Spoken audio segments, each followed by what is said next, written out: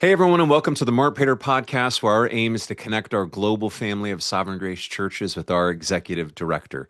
Mark, as we record this, you are a bit tired I am. because it is the day after our 2026 Relay Conference. Yeah. So, for anybody who doesn't know what the Relay Conference is, it's a conference for young adults, basically ages 16, 17 through 30, that we've held for actually, this is the third year. So, hmm 3 years in a row. Uh, and you were just expressing how grateful you were for the time that was spent over the last few days singing together, sitting under preaching, fellowship, and so forth. Uh, so, a question for anyone who may be not as familiar with the Relay Conference: why do we have a Relay Conference? Yeah, it's a great question. I think it's a question we have to ask of conferences. Why do we do them and keep doing Yeah. them, right? For the Relay Conference, I think there are a few reasons that we want to do Relay and will continue to do Relay. Our next Relay Conference will be in 2028, by the way. You'll be hearing more about that. But the reasons we do it, I think there are really three. One, it's a biblical mandate to Mm, invest into the next generation. You see it right. in the Old Testament in Psalm 78, verse 5. He, meaning God, established a testimony in Jacob and appointed a law in Israel, which he commanded our fathers to teach to their children, that the next generation might Mm, know them, the children yet unborn, and arise and tell them to their children, so that they should set their hope in God and not forget the works of God and to keep his commandments. mm, Psalm 78, verses 5 through 7. So it's a biblical mandate you see in the Old Testament. You see it in the New Testament. 2 Timothy 2 2. Paul has, it's the last letter he writes. He has invested into Timothy, a younger man. Paul knows that his time of departure has come. Death is not too far away. Timothy is prepared to take his place. And he tells Timothy in 2 Timothy 2 2 to invest into men mm, and entrust them with the gospel, essentially. right. Prepare them for when your departure comes, Timothy. So you just see that biblical mandate throughout Scripture. So Relay is just a practical expression of that and our desire to do that in sovereign grace. Secondly, it's an intentional, in light of that biblical mandate, it's an intentional step to invest in the third and fourth generations in Mm, sovereign grace. I think one of the things we often talk about as a leadership team and think about is that D.A. Carson quote: "The first generation, uh, mm, they they they get the gospel." Right? I think the language he uses is that they believe the gospel. yeah. The second generation assumes the gospel, Mm, and the third generation loses the gospel. That can happen quickly, and it yeah. can happen subtly. And we don't want to see that happen in our family of churches, just like other denominations. So we just want to be very intentional investing into the next generation for the sake of the gospel. We want Hmm. third and fourth generation uh, members of our churches and pastors to continue to proclaim the gospel of Jesus Christ through our churches, in our churches, and through our churches throughout the world. Uh, Amen. third, third reason is that it's a conference where we can sort of instill our shared values and our shared virtues, Hmm. our shaping virtues. Sorry. And each of the main session messages and the breakout session messages had that in view. Is to, in fact, in Jared Mellinger's breakout session, or excuse me, main session, he actually referenced the shared values, talked about some of them, and exhorted the third and fourth generation to own them for themselves. Some of Good. the breakouts were related to not our values, but our virtues as well. And then, fourthly, the reason that we do it is it just gives us a chance to build relationally across churches. So, we had over 500 third and fourth generation Mm, folks there from churches from really throughout the world. And they're just getting to know one another. In fact, because we've done Relay 3 years in a row, in some sense, it's becoming a little bit of a reunion for some of them because yeah. they had met them at a previous Relay conference. And so, given social media, given texting, they stay in touch after the conference, and it really Mm. does then strengthen partnership in Sovereign Grace because we want to continue to build relationally. Should God allow us to be a multi-generational family of churches. So those are just a few reasons why we do the Relay Conference, plan to still do the Relay Conference. Our next one will be in 2028, and we hope it does serve the future generations in our family of churches. Yeah, so my guy Kevin Bush also just got back from Relay, and he was extremely happy with what he experienced there. Was edified, strengthened personally. Was sharing some of the messages with us. You mentioned Jared's sermon, Mm-hmm. one of the main sessions. Mm-hmm. Talk to us more about the sessions there. What was this year's theme, and what were the sessions about? Yeah, this year's theme for Relay is really simple, but it's very profound. The church, colon, the dearest place on earth. Mm, It was really love it. about the local church, and that dearest place on earth language is that of Charles Spurgeon, Right. obviously, that we picked up on. But it's been a phrase that we've had for a number of years because of Spurgeon's influence in our Right. family of churches, and it's something that our founder C.J. Mahaney built into our family of churches, a For love sure. for the local church, that you want to give your life to serving the local church because it is the dearest place on earth. And so the very first main session, Jeff Purswell did a biblical theology of Mm, the local church, and it was simply outstanding. One of the things that Jeff said is that the the the church is the dearest place on earth because the church is dear to God Himself. mm, And really, what Jeff did is he just walked us through the Bible, Genesis throughout Revelation, about God's initiative and heart to dwell with His people, mm. and just develops that so well. If you've never heard that sermon, you've got to listen to that. All Mm. the messages are available online. In fact, I was looking this morning; they already posted the main session messages. So listen to Jeff's message. That kicked off the conference on Monday night. And then on Tuesday morning, I mentioned Jared's message. He preached on the heritage of the church from Deuteronomy 32 and pointed out that the remember language is used several times in that chapter in Deuteronomy, very intentionally. He's just calling us to remember what we have, what's been built in sovereign grace, and what the third and fourth generations are being handed, and to treasure that and to remember it and to continue to build with it was really kind of the essence of that message. And then that same morning, on Tuesday morning, Walt Alexander preached on the fellowship of the church from Ephesians 4. Did a great job preaching. I think one of the things that came across in Walt's sermon was his heart for the local church. Mm. At the end, he's wrapping up his sermon. He's in tears, and he is exhorting the third and fourth generation: give your life. Give your life to serving the local church. It's better than what the world offers because it is the dearest place on earth. And Mm. I pray our young people will really remember Walt's exhortation. And then on Tuesday evening, John Payne spoke on serving the church from Matthew chapter 20. Mm.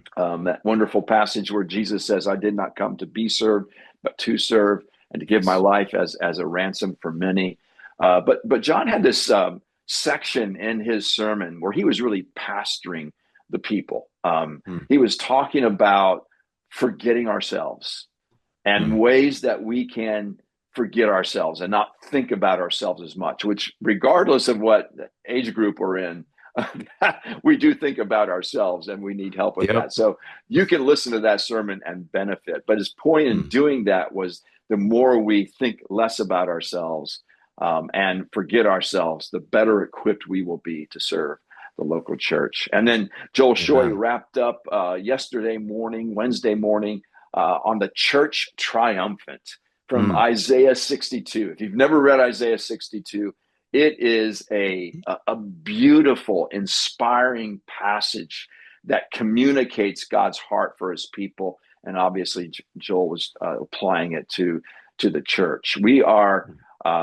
Because of Christ and his gospel and what he has accomplished on our behalf, the church is guaranteed triumph.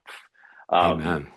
Even though we will face difficulties in this life, even though we are imperfect in this life as local churches, we will prevail because the Mm. gates of hell will not prevail against us. And and it was just a wonderful message that Joel gave. And I think all those main sessions, please listen to them. Then there are the breakout sessions. There were two pre-conference breakout sessions that were intentionally chosen. One on biblical manhood, taught by Josh Blunt, and then one on biblical womanhood, taught by Nicole Whitaker. And the feedback that I got from both those breakouts was just, those were solid. They were really good. Mm. Those will be up and available soon on the website. And then there were breakout sessions on Tuesday afternoon. Josh did one basically on biblical counseling, counseling with God's word, especially in a therapeutic age. Nick Kidwell did one on social media and just doing Mm. away with the idol of social media. The title of his breakout was "Scrolling Ourselves to Death," Mm. which was a great title. Yeah. And then Steve Whitaker did one on John Calvin, Calvin's God-centered theology in a me-centered world. Mm. Um, Great breakout title, and I'm sure topic. I'm eager to listen to that one myself. Jace Hudson did a breakout session on generosity, which is one of Mm. our shaping Good. virtues. And once we're Christians, we don't wait to be generous when we're adults. Is kind of the point he was making. We're generous from the point that we are converted and born again by the regenerating work of the Spirit. So listen to that. And then John Lofness did one on relationships, appropriate, Mm. obviously, for a number of reasons for that age group. So, and then, oh, by the way, I did a breakout session. I forgot. I Oh, did a yes. breakout session. They asked me to do a breakout session on the gift of prophecy in the local church. And I just had great interaction. In Mm. fact, I answered questions for over an hour after that breakout session Nice. ended.